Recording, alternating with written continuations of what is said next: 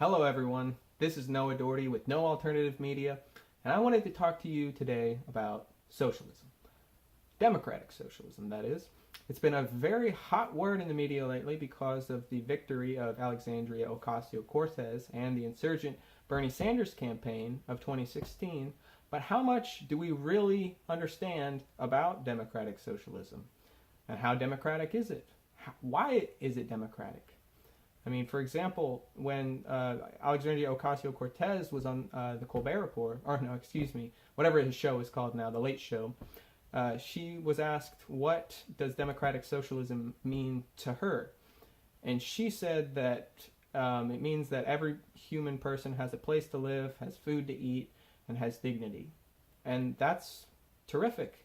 That's a lot better than going on Fox News and hearing Tucker Carlson or any other of their radical right-wing pundits talk about how we shouldn't value the lives of migrant peoples or anybody who doesn't fit the moral hierarchy. But democratic socialism is much more than that. Democratic socialism is a way of controlling not only public institutions but private institutions too, because they recognize that power is not only in the government, in the state, those people with guns. It is also in the hands of the corporate elite, in the boardrooms all across this country, making decisions for millions of people. Jeff Bezos is a fantastic example. His decisions affect the lives of most of Americans, actually, because I think it's like 65% of Americans have Amazon Prime. And there's a lot of employees that work at Amazon. And I worked at Amazon for a little while, doing the Amazon Flex, driving my car around, delivering packages, just a little side gig. And you had no control. You were controlled by what they sent to your smartphone. And that's how they made their huge profits, because they use your capital investment, the phone, and they just make an app that runs off of it instead of giving everyone a scanner. But anyway, that's a side topic.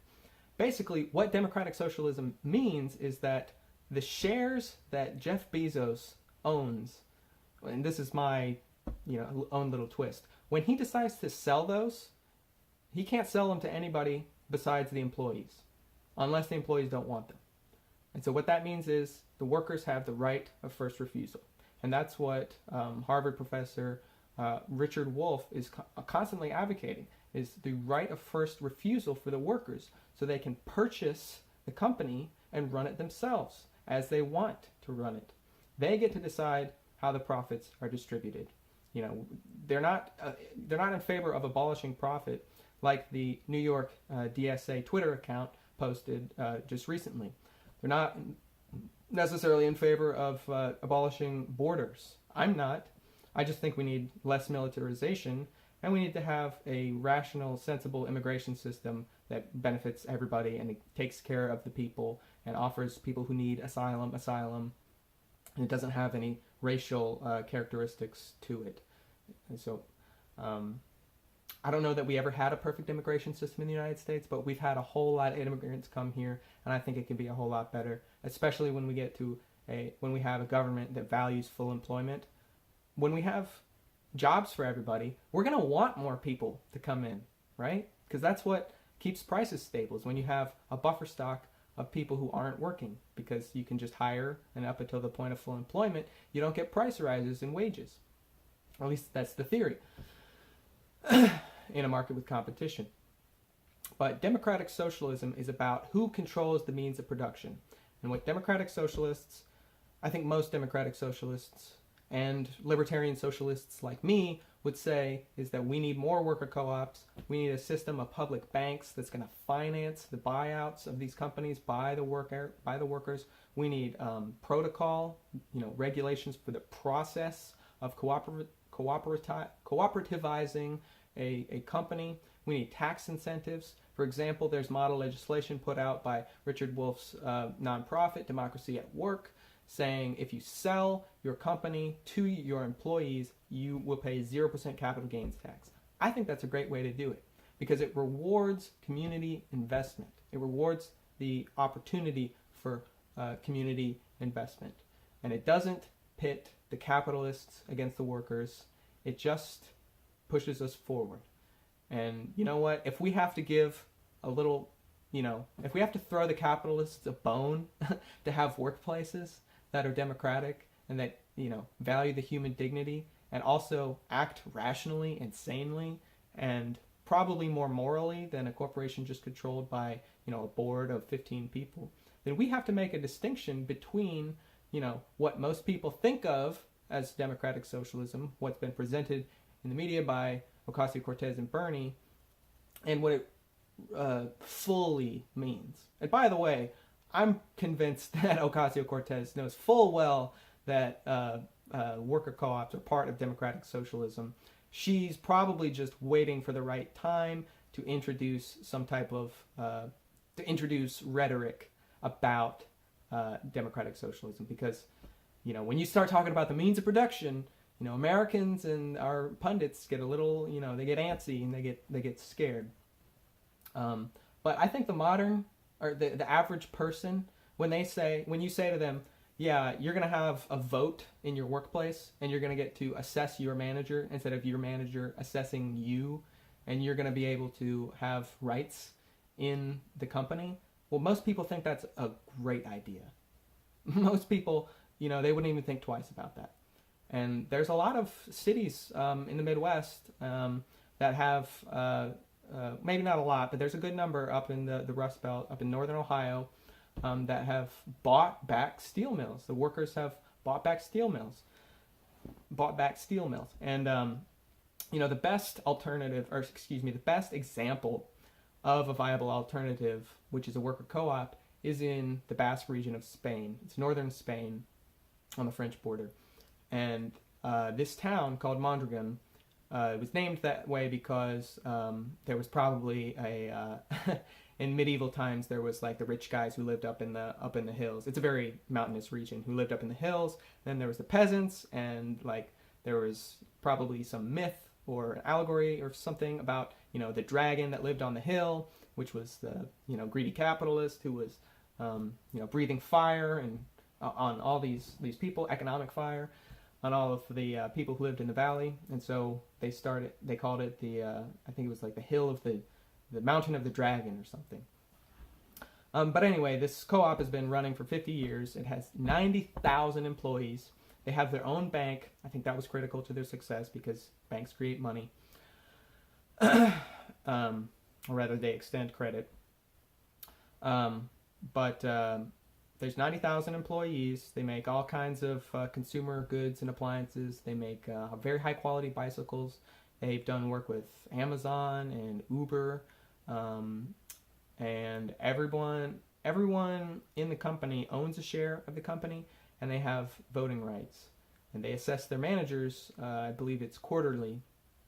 And it's a superior system for everyone involved because in most of Spain, the unemployment rate is double that of the Basque region. I think it's like 8% in the Basque region and 15% in the rest of Spain.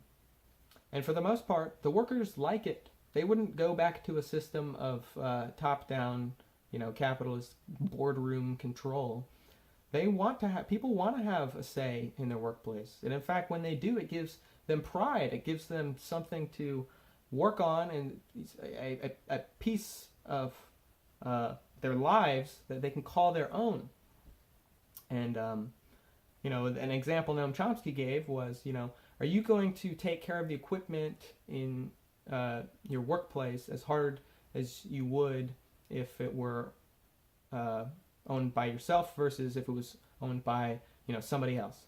Well, of course, you're not going to treat it as well. You're not going to maintain the place as well. And you're not going to care about customer service as much when it's somebody else's dream that you're making come true through your work in their business, as if it was your dream coming true in your little piece of the business. And so I think think about the reasons why people start their own businesses. They want to be their own bosses. People in, department stores want to be their own bosses too, but it's impossible to be your own boss in a department store. You have to have, a team. You have to have a team of people working together. And so, a worker co-op is kind of like being in a worker co-op is kind of like being a worker entrepreneur. And that's really appealing to Americans. And I think the time is right for democratic socialists and libertarian socialists to start talking about that, and to start talking about the legislation that we would need to advantage the creation of these companies, these types of companies, and these types of transfers. So I just think it's really important that we get the story straight, and tell people what it really means. Because when they hear about rights, when they hear about Medicare for all, universal college education, child allowances, they think, oh, it's coming out of my paycheck, right? Even though it's not. Most people think that it is, and they think that the taxes are going to be raised.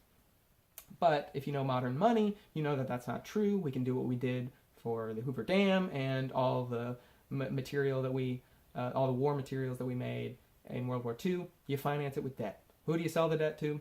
The central bank. Who owns the central bank? We the people, okay? Debt is just an instrument. It's not a bomb. It's not a cliff like they're saying.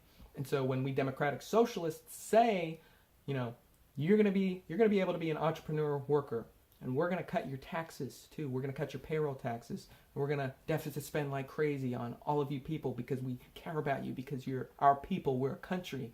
Then you're going to win elections. If you do that, you're going to win elections.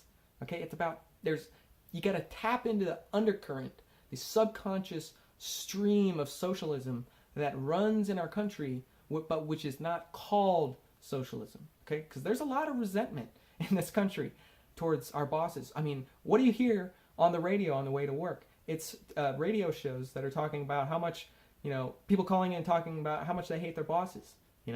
What better way to stick it to their bosses than to have a democratic co-op? All right? Form a democratic co-op. The workers have power. They get to vote out management if they fuck up. Great system. It's American as apple pie. So we need to get through the bullshit and talk about worker co-ops. That's all for you today. I'm Noah Doherty with No Alternative Media. Thanks for watching our first video, and we'll see you next time.